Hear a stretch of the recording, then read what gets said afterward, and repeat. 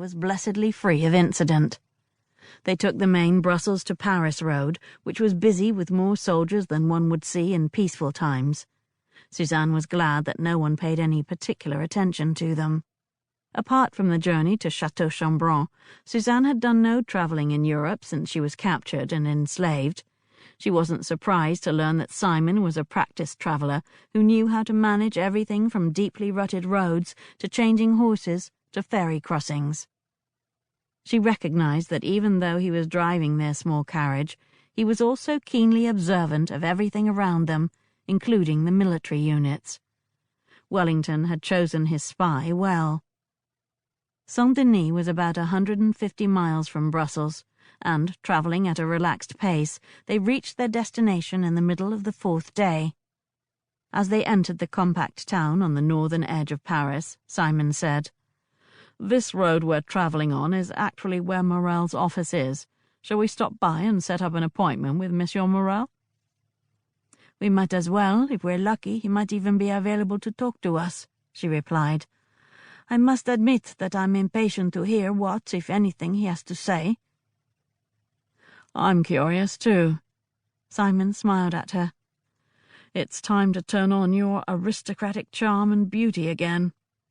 "And you must return yourself to being a well-born senior officer." To her amusement, he did just that, becoming more formidable under her gaze.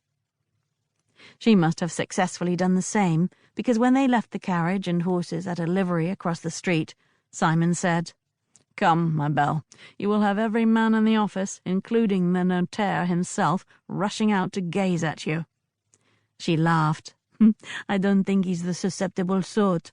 I'll settle for his being polite and available."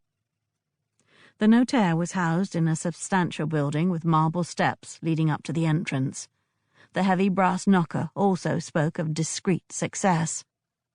When a clerk admitted them, Simon said in a voice that assumed he would be obeyed, "We are Monsieur and Madame Duval, and we wish to see Monsieur Morel on matters pertaining to Jean-Louis Duval, the Comte de Chambron." The clerk's eyes widened. "Come in, Monsieur and Madame. I'll see if the notaire is available."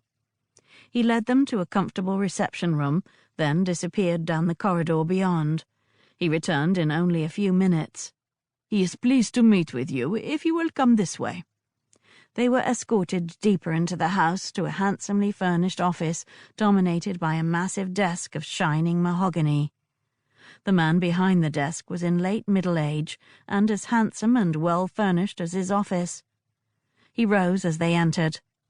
"Good day, Monsieur and Madame Duval. I have not heard the name of Jean-Louis Duval for a long time." His gaze moved to Suzanne, and he sucked in his breath with audible shock. "Madame la Comtesse, is that really you? I thought you were dead." His eyes narrowed as he studied Simon. "You are not Jean-Louis." "No, I am not." Simon took a seat alongside Suzanne as the notaire gestured for them to sit.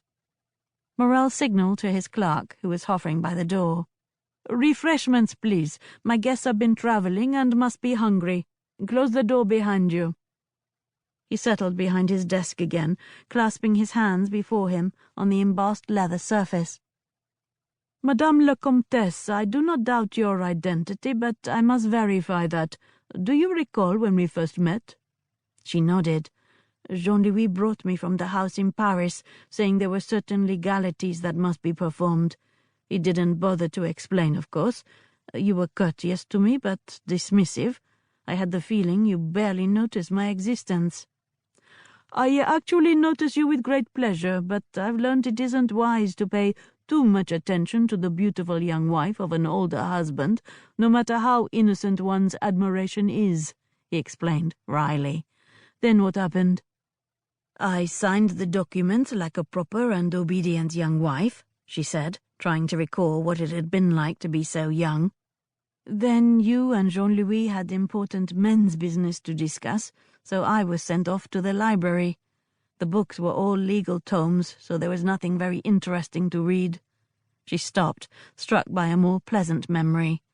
"But, as you did today, you ordered refreshments for me. There was a lovely tea that smelled of jasmine, I think. and exquisite pastries.